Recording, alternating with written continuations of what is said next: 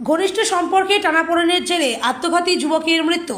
বান্ধবীর বাড়িতে ভাঙচুর। রায়গঞ্জের উদয়পুর এলাকার ভাটা কলোনিতে এক যুবকের মৃত্যুকে কেন্দ্র করে মঙ্গলবার ব্যাপক উত্তেজনা ছড়ায়। স্থানীয় সূত্রে জানা গিয়েছে, মৃতের নাম দেব দে, বয়স 18। অভিযোগ, পড়শি এক বান্ধবীর সঙ্গে ঘনিষ্ঠ সম্পর্কে টানাপোড়েনের জেরেই গত শুক্রবার রাতে সে বিষ পান করে। তাকে রায়গঞ্জ মেডিকেল কলেজ ও হাসপাতালে ভর্তি করা হলে শনিবার শারীরিক অবস্থার উন্নতি হওয়ায় ছুটি দেওয়া হয়। তবে রবিবার রাতে ফের অসুস্থ হয়ে পড়লে তাকে পুনরায় হাসপাতালে ভর্তি করা হয়। মঙ্গলবার সকালে তার মৃত্যু হয়। মৃত্যুর খবর এলাকায় পৌঁছাতেই ক্ষুব্ধ স্থানীয়রা ওই বান্ধবীর বাড়িতে ভাঙচুর চালায় বলে অভিযোগ।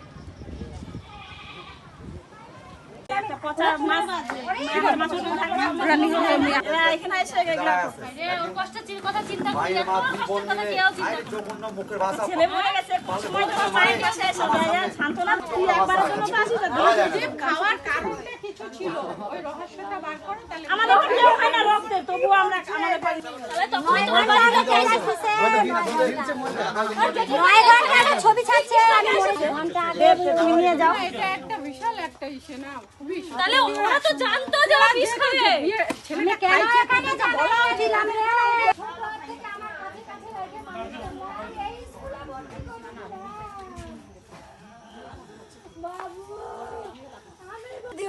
বাচ্চা ছেলে, ওর বাবা আমাকে মাথা করে ওরাই খাইছে। আমি বলি তোরা সবাই কাজ কর, করে করে বাড়ি ঘর বানা, আমি তোদেরকে সাথ দিব। আমার মেয়ে, আমি, আমার বর, আমরা সব সময় ওদেরকে সাথ দিই।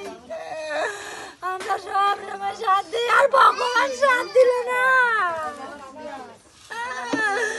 আমি বাবা লোকনাথকে কত বললাম, বাবা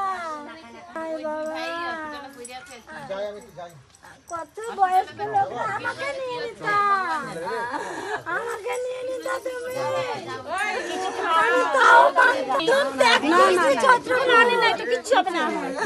আবার আমার ভাইয়ের ছেলেটাকে এরকম করে তোরা খাই নিলি রে।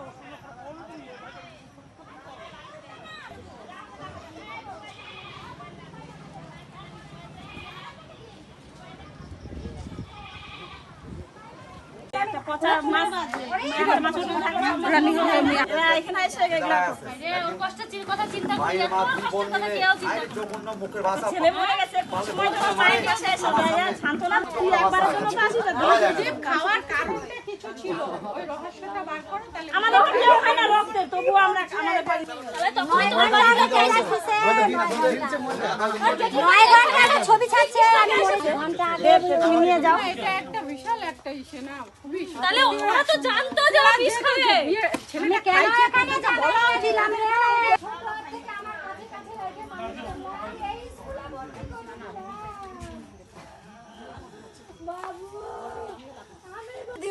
বাচ্চা ছেলে, ওর বাবা আমাকে মাথা করে ওরাই খাইছে।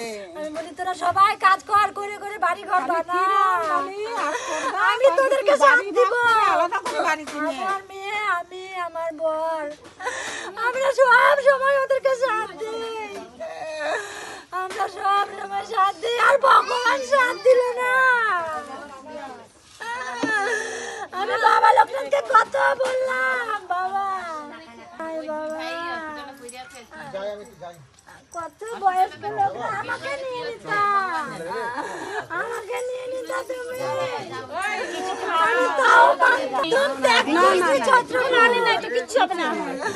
আবার আমার ভাইয়ের ছেলেটাকে এরকম করে তোরা খাই নিলি রে। দাদা, আপনার নাম? আমার নাম কাজল দে। কোথায় বাড়ি? আমাদের ছত্রপুর। হাসপাতালে মর্গে কি কারণে? মর্গে আমার ছেলেটা ওই পাশের একটা মেয়ের সাথে প্রেম করতো। তো সেই মেয়ে, আমার ছেলে কিছুদিন গত বুধবারে এখানে আসছিল আমার বউয়ের সাথে ঘুরতে। এসে কী হয়েছে, কথা কাটাকাটি হয়েছে না হয়েছে এই নিয়ে মানে ও বিষ খেয়ে নিয়েছে। পরে শোনা গেল যে পুরোটাই একেবারে এরা দুজন মিলে মানে ওর দিদি আর ও মিলে ওকে পুরো প্রেশার রিয়েক্ট করে ওকে এরকমভাবে মারা হলো। এটা একদম ধরে নিয়ে একদম মানে পলিটিক্স মার্ডার এরকমভাবে ধরে নেওয়া হয়। তাহলে আপনি কি ভাবছেন যে আপনার ছেলের এখন আমি চাইছি এটা ফোন রেকর্ডিং আছে আমাদের কাছে, ঠিক আছে, কথা কতদিন বলতো, কবে কবে বলতো, দরকার পড়লে আইন অনুযায়ী আমার ছেলের ফোন আছে, ফোনের কল রেকর্ড চেক করা হবে, প্রশাসন করবে সেটা করে নিয়ে আমাদের কাছে রেকর্ড আছে কিছু আরও, এই ভিত্তিতে প্রশাসনের যেটা শাস্তি দেওয়া উচিত সেটা আমি চাই যে হোক। থানায় অভিযোগ জানিয়েছেন? থানায় আমরা অভিযোগ জানিয়েছি, হ্যাঁ, আরও বাকি যা আছে সব কিছু হচ্ছে। আপনার ছেলের নাম কি? আমার ছেলের নাম তার বয়স কত? বয়স হয়েছে 17 বছর। সে কি করতো?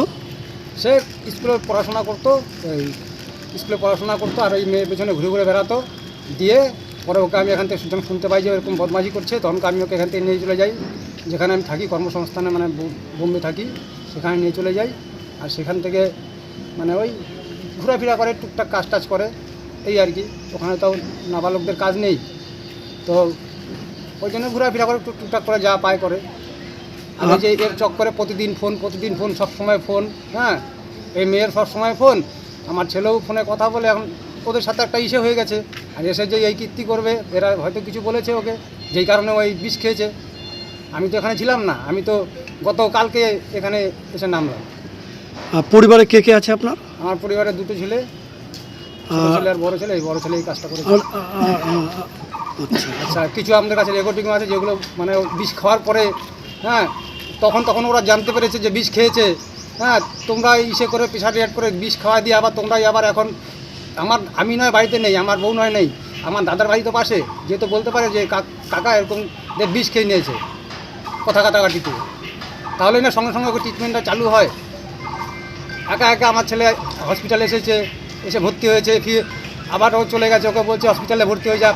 পাশের বাড়ি এক ছেলে ওর সাথে আসছিল, ওকে বলছে ওকে নিয়ে যায়। ছেলেটা ওকে বলছে যে কিরে ও মরে যাবে নাকি, তো বলছে যে হসপিটাল নিয়ে যায় ভর্তি কর। তো তুই সব কিছু যখন জানছিস তাহলে তুই কে বললি না কিসের জন্যে? তাহলে কি চাইছেন আপনারা? আমরা বিচার চাইছি। ওই বড় দিদিটা হ্যাঁ, ওর বড় দিদি আছে, ওর বোনটা আছে, এরা এখন কি করলো না করলো আমি তো সামনে ছিলাম না, ওগুলো এখন কল রেকর্ড চেক করলে বোঝা যাবে, ঠিক আছে। এই হয়েছে ব্যাপার। আর আমি এখন ওরকম বলার মতো আমি অবস্থায় নেই, আমার এমনি হাত পা কাঁপছে, আমি মানে এমনি মনে হয় আমার জানটা চলে যাবে এখন, যা বোঝা যাচ্ছে।